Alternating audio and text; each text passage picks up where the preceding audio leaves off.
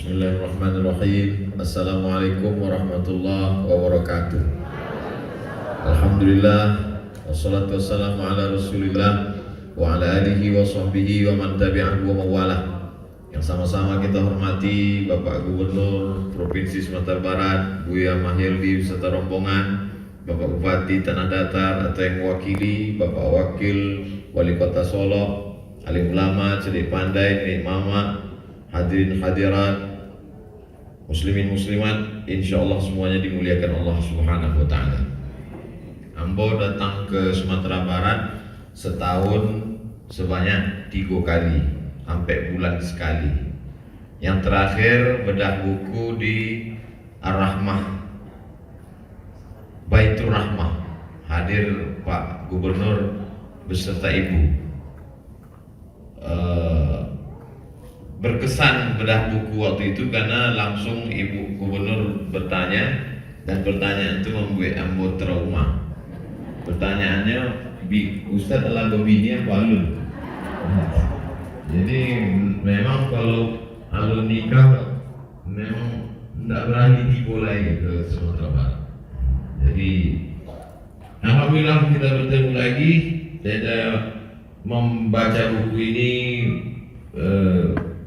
mungkin beberapa pertanyaan akan saya bahas. Sesudah itu nanti saya serahkan kembali ke moderator. Kita akan lanjutkan acara berikutnya. Saya pilih beberapa pertanyaan. Pertanyaan yang di halaman 39. Pertanyaan ini disampaikan di Pekanbaru tanggal 5 April 2017, 4 tahun yang lalu. Kalau kita sakit, kita boleh berobat ke dokter, tapi kenapa tak boleh ke dukun? Bisa jadi yang bertanya ini dukun. Nah, kenapa ke dokter boleh? Padahal sama-sama memberikan resep. Kenapa ke dukun tak boleh? Karena dokter itu ada alasan logisnya. Kalau kapsul ini dimakan, obat ini dimakan, ada korelasinya dengan penyakit. Penyakit jantung ini obatnya, penyakit diabetes ini obatnya, penyakit darah tinggi ini obatnya. Sedangkan dukun tidak ada korelasinya sama sekali. Batu dimasukkan ke air diminum, batu ponari namanya, tiba-tiba hilang. Dan kemudian sebagian dukun ini berteman dengan jin, meminta kepada hantu setan. Dalam hadis dikatakan, man ata kahinan, siapa yang datang ke dukun, fasaddaqahu bima yaqul, percaya pada dukun, falam tuqbal sholatuhu arba'ina yauman, tak diterima sholatnya 40 hari 40 malam. Dalam Al-Quran surat Al-Jin itu disampaikan memang ada sebagian manusia ini berkawan dengan setan, berteman dengan jin. Dukun-dukun itu rata-rata berteman dengan jin. Dukun yang tidak berkawan dengan jin cuma dukun sunat. Yang lain daripada itu berteman dengan jin. Wa annahu kana rijalun minal insi, ada sebagian manusia ya'udzuna birijalin minal jinni. Mereka minta perlindungan, berkawan, minta konsultasi kepada jin. Fazaduhum rahaqa, mereka semakin tenggelam dalam dosa dan kesalahan.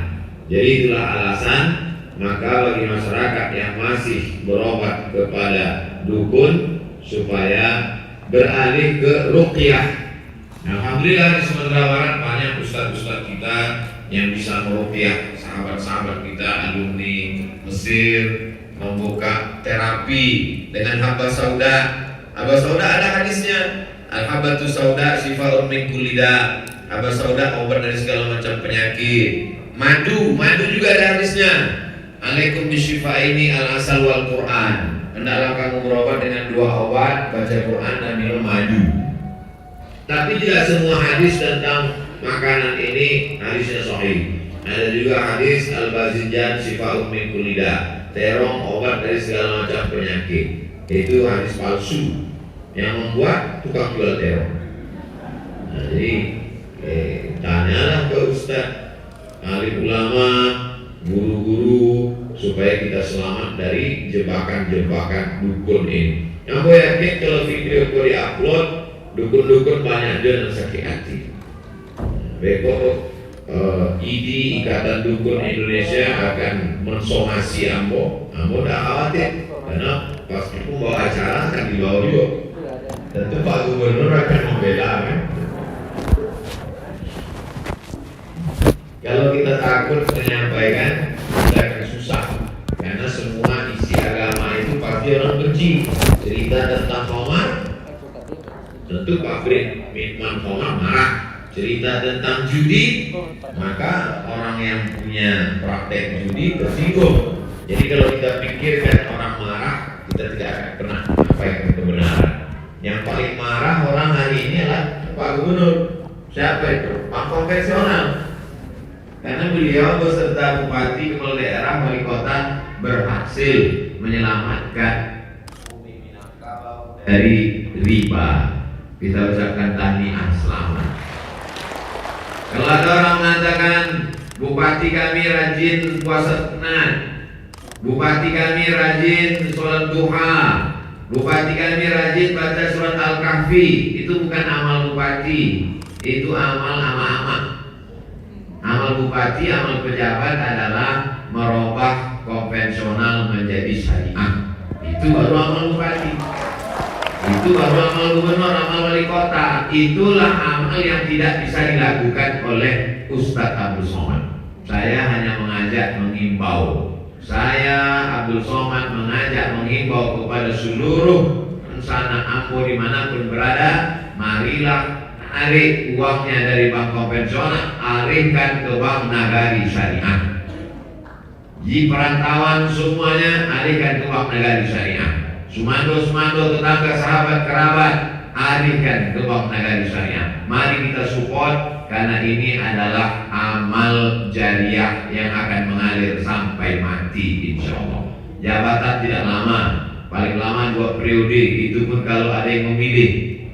Tapi amal jariah bank nagari syariah mengalir sampai hari kiamat insya Allah. Amin.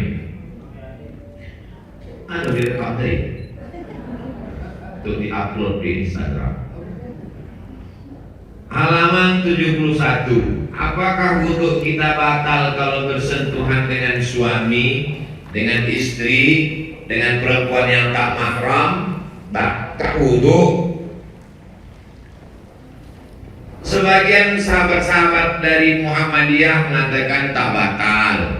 Yang dari Perti, Nahdlatul Ulama, kaum mengatakan batal. Di masjid ini mengatakan tak batal. Masjid ini mengatakan batal. Laki-laki perempuan bersentuhan batal. Jadi jamaah bingung. Maka saya selalu menyampaikan mazhab-mazhab pendapat ulama. Menurut mazhab Hanafi tidak batal. Laki-laki perempuan bersentuhan kulit itu tidak batal. Karena Allah masumun nisa, maaf artinya jima. Kalau berhubungan kelamin baru batal. Kalau hanya bersentuh kulit tak batal. Kalau menurut mazhab Maliki, kalau bersyahwat, bersentuh bersyahwat baru batal. Kalau tak bersyahwat tak batal. Menurut mazhab Syafi'i, bersyahwat tak bersyahwat batal. Jadi kalau ada tetangga kawan sahabat kita, dia bersentuhan dengan perempuan waktu undangan, setelah itu pulang dia ke rumah terdengar azan langsung sholat ke surau, ke musola, ke masjid. Kenapa tidak berwudu? Saya tak ada nafsu. Saya hanya bersentuh, ucapkan selamat, saya tak nafsu. Berarti dia pakai mazhab Maliki. Lalu kemudian saya kalau bersentuhan, saya ulang lagi wudu, saya sholat. Berarti saya pakai mazhab Syafi'i. Jadi pakai mazhab Maliki sah, mazhab Syafi'i sah, mazhab Hanafi. Karena mazhab Hanafi, Maliki, Syafi'i, Hambali, keempat-empat imam ini ahlus sunnah wal jamaah. Tidak perlu dipertentangkan, tak perlu berkelahi bercakap gara-gara ini. Dikhawatirkan kalau berkelahi antara menyebutnya batal dengan tak batal, nah galak dan tak sembahyang. Jadi bagaimana membahas, tentu membahas masalah fikih dengan kelilat panjang itu tidak cukup, ya setuntas selalu saya sampaikan supaya dikaji di masjid dari maghrib ke isya, tidak usah panjang-panjang pembahasan, satu kali pembahasan tapi tuntas selesai, supaya masyarakat dicerdaskan, tidak lagi sibuk dengan khilafiyah, tapi mulai berpikir bagaimana kemajuan umat di masa akan datang, bagaimana di setiap kenegarian berlomba-lomba membuat rumah Quran, rumah tahfiz Quran. Senang kita melihat anak kita tadi hafal apa ya tasawuf. Nah itu yang perlu, sehingga kita tidak mampu habis waktu mubazir dibuat membangkit masalah khilafiyah.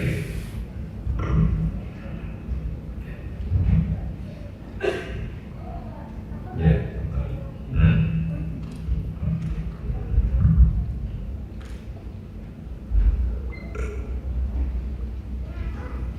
Halaman 93. Bolehkah saat sujud terakhir kita berdoa dalam bahasa Indonesia? Aqrabu ma yakunu al-'abdu bi rabbih wa huwa sajid. Orang yang paling dekat dengan Allah waktu sujud. Seandainya Nabi mengatakan orang paling dekat dengan Allah waktu di Makkah, betapa tak adilnya Allah. Karena kita di tanah datar berarti jauh, Allah itu dekat tak bersentuh, jauh tak berjarak. Yang paling dekat waktu sujud, waktu doa, perbanyaklah doa waktu sujud.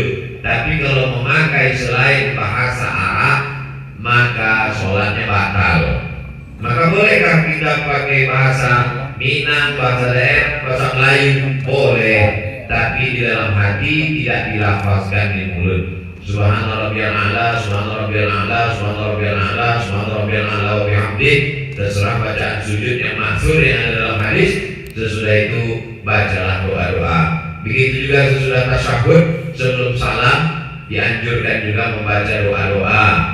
Allahumma fili ma qaddamtu wa akhartu wa asrartu wa a'lantu wa asrartu wa ta'alamu limin ya al-muqaddimah al-mu'akhir la ilaha illa anta subhanaka inni kuntu minadh dhalimin.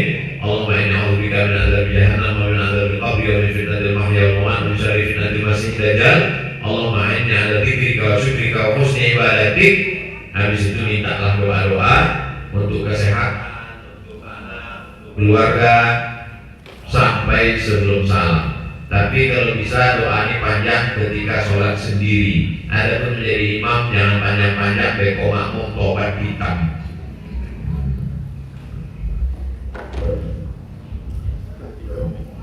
Kalau hari waktu lagi tahu ambo ya. Sebelum ini lagi. Halaman 134. Apakah wajib mengeluarkan zakat emas yang kita pakai? Ibu-ibu tolong jangan tersinggung, karena ini sudah aku pilih tadi sebelum aku baca lihat ameh ama-ama. Bukan tiba-tiba aku pilih dari tadi lah dilipat. Apakah wajib mengeluarkan zakat emas? Zakat emas yang menjadi perhiasan perempuan, subang, gelang, anting, rantai, gelang kaki, maka ada dua pendapat. Pendapat yang pertama, dikeluarkan sekali seumur hidup. Jadi kalau ibu-ibu lebih condong kepada pendapat yang pertama, pulang dari sini ambil gelang, subang, rantai, anting, gelang kaki, cincin, maka keluarkan zakatnya sekali seumur hidup 2,5%. Pendapat yang kedua, tidak ada zakatnya sampai beratnya 200 dinar. 1 dinar itu 4,25 gram. 4,25 gram kali 200 dinar sama dengan 850 gram. 850 gram itu sekilo kurang seon-setengah. Jadi menurut pendapat kedua, kalau belum sampai nisab sekilo kurang seon-setengah, 850 gram tidak ada zakatnya. Dari dua pendapat ini Ustaz Somad condong kemana? Ambo condong pada pendapat nan patamo. Sebab kalau menunggu pendapat nan kedua, banyak ibu-ibu yang tidak berzakat. Menunggu sekilo kurang seon-setengah. Maka pendapat pertama ini dipakai siapapun yang punya gelang, sumbang, rantai, anting, gelang kaki, cincin, keluarkanlah zakatnya sekali seumur hidup, tidak pakai nisab. Tak ditentukan beratnya berapa, keluarkan saja 2,5%. 2,5% itu berapa Ustaz?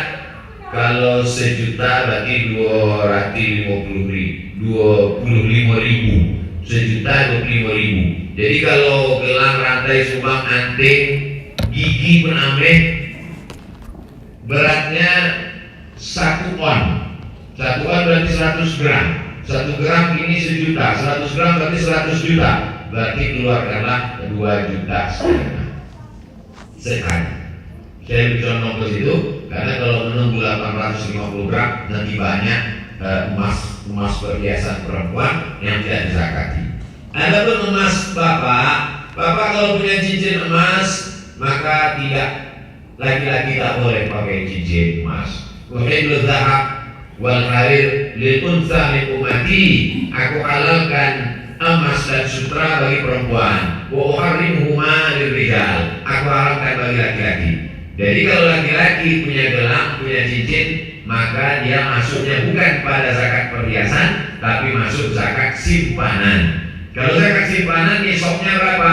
Nisabnya 20 dinar. 1 dinar 4,25 gram. Kali 20 dinar sama dengan 85 gram. Siapa saja yang punya emas batangan, emas perhiasan punya laki-laki, maka dia kalau emas simpanan seberat 85 gram sudah wajib dikeluarkan zakat 2,5%. 85 gram itu 1 gram sejuta berarti 85 juta.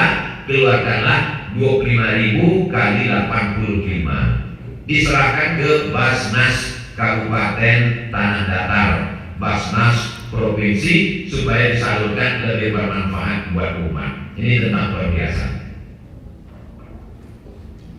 Halaman 139. Bagi seorang laki-laki mana yang harus dinafkahinya, ibunya atau istrinya, sedangkan ayahnya sudah meninggal dunia. Laki-laki yang wajib dinafkahi istri, anak, orang tua, mertua kalau tak mampu. Maka tidak boleh dia berzakat kepada orang yang wajib dinafkahi. Tak boleh saya pergi ke rumah amak ke abah ambuaginya ikut 5 juta sekaligus zakat ambo, dan bisa. Itu namanya sekali dayung tiga pulau terlampau. Laki-laki tidak boleh memberikan zakat pada orang yang wajib dinafkahi. Yang wajib dinafkahi laki-laki itu istrinya, anaknya, ibunya, ayahnya, mertuanya. Saudara kandung tak wajib dinafkahi, tapi dia tolong, maka boleh berzakat. Laki-laki tidak boleh berzakat ke istrinya karena istrinya wajib dinafkahi, tapi istri boleh berzakat ke suami. Mana tahu ibu bisnismen, suaminya tak ada pemasukan, maka dia boleh berzakat. Udah ikut zakat ambo dan macam-macam. Lalu bagaimana dengan istri dan ibu tadi? Sesuai dengan kebutuhan mereka masing-masing. Tidak ditetapkan angka nominal persentase, diagak-agaklah. Wa asyiruhunna bil ma'ruf, bergaulilah mereka dengan ma'ruf. Ma'ruf diambil dari kata urf. Urf artinya tradisi di situ. Kalau tradisi di tanah datar belanja seorang istri misalnya 10 juta atau 5 juta atau 3 juta, maka bil ma'ruf, yang dipakai standar di daerah itu. Jangan yang dipakai standar perempuan di Korea Utara, karena lain daerah, lain Padang, lain Belalang, lain Lubuk, lain ikannya, lain daerah, lain keperluannya. Halaman 145. Jika kami berpuasa padahal umur kami belum akil baligh, lantas pahalanya untuk siapa? Untuk orang tua. Pahala mendidik anak-anak. Muru auladakum bisolah, suruh anak kamu sholat. Wa hum abna'u sab'a sinin, umur mereka 7 tahun. Wadribuhum fil asrah, pukullah umur 10 tahun. Wa farriquhum fil madaji, pisahkan tempat tidurnya. Maka orang tua dapat pahala. Nanti setelah anak akil balik, pahalanya anak dapat pahala, orang tua pun tetap dapat. Orang tua kenapa dapat?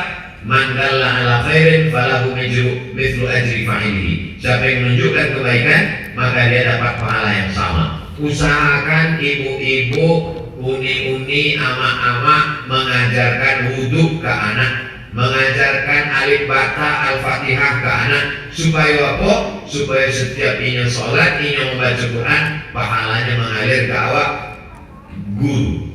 Nah, kamu mengajar alif bata, alif yate alif dewawain depan dua yate alif depan pun ama ambo. Nah, kamu mengajarkan ambo Quran dari al-fatihah sampai ke anas ama ambo. Jadi sampai kini pahalanya tetap mengalir. Jadi banyak orang menganggap kami kok bukan ustazah, tidak profesor, dokter, bukan buya, bukan alim ulama. Jangan berkecil hati, ajarkan anak-anak kita, maka dia tetap menjadi amal jariah. Terang alam kubur, lapang alam bangsa. Halaman 155. Apakah kita mendapat pahala juga jika kita mengganti puasa orang tua kita? Man mata syakonan mati, wa alaihi siyamun punya hutang puasa. Soma'an walihu, maka ahli warisnya wajib menggantikan puasanya. Tidak ada ikhtilaf di antara ulama tentang wajib menggantikan puasa orang tua. Amak awak waktu mengandung indah puasa 3 tahun. Tahun pertama waktu mengandung, tahun kedua menyusukan, tahun ketiga menyusukan 2 tahun. Tahun keempat ini akan puasa, adik awak belum muncul. Bayangkan itu banyak utang puasa. Maka saya tidak hanya sekedar menceramahi orang. Saya tanya almarhumah ama ambo, amak para di puasa amak tinggal, ambulah belajar, tu ganti. Maka setiap hari Senin, Kamis, Senin puasa dengan niat qadha. Perempuan yang puasa hari Senin, hari Kamis dengan niat qadha, maka ini dapat 2. Qadhanya lunas dan dapat pahala puasa sunnah. Ama ambo umur 71 tahun, meninggal hari Senin, habis makan sahur dalam keadaan puasa sunnah. Tapi ambo nak maksanya, kalau ama tidak sanggup puasa, ambo bayarkan fidyah. Enggak, ambo kue puasa. Dia sehat, tidak pernah sakit, sehat walafiat. Jadi ibu-ibu bagus puasa sehat sekaligus mengobok puasa yang lain. Ditulis. Yang belum lunas tulis punya hutang puasa sekian hari. Ketika meninggal maka anak memanggil adia uni udah sadonyo datang ke rumah adonan kan awak bagi-bagi. Disangkonya agi tanah, bukunya agi hutang puasa. Apakah ketika hutang puasa ini dibagi, anak yang melaksanakan itu dapat pahalanya? Dapat, termasuk bakti dia kepada orang tua. Wadainullah ahaqqu an yuqda. Hutang kepada manusia banyak orang takut tak terbayar, hutang kepada Allah. Betapa banyak anak-anak ketika melepas jenazah orang tua, tetangga, sahabat, kerabat, andai tolan, siapa saja yang ada sanggup tahu hutang kepada orang tua kami silakan datang. Hutang kepada Allah dia tak peduli. Padahal hutang kepada Allah lebih wajib untuk ditunaikan. Halaman 163. 3 menit lagi. Apakah mabrur haji orang yang berangkat haji dari hasil korupsi? Labbaik Allahumma labbaik, labbaik Allahumma labbaik.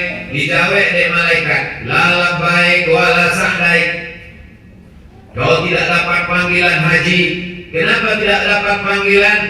Zaduhu haram, karena berangkat dengan duit haram. Innallaha thayyibun, Allah Maha Suci. La yaqbalu illa thayyiban. Allah tidak menerima kecuali yang suci-suci saja. Wa anfiqu, pakailah hartamu min thayyibat, yang baik-baik. Berapa banyak orang Minangkabau yang hajinya tak diterima karena berangkat dengan uang riba. Tapi setelah 2021 selamat dari riba karena bank syariah, bank nagari syariah. Amin. Jadi pelantunan tiap 5 kali menit sekali.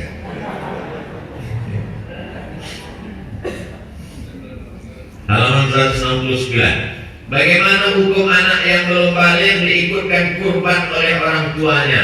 Boleh. Dalilnya mana? Waktu Nabi menyembelih kambing, nyampe kambing dan patamu, Allahum akbar, Allahum akbar, Allahumma minka walaka, Allahumma taqabbal min Muhammad wa ali Muhammad. Ini terimalah dari Muhammad dan keluarga Muhammad. Keluarga Muhammad ada Sayyidina Hasan, ada Sayyidina Husain, masih ketek. Lalu kemudian nyampe kambing cek lagi.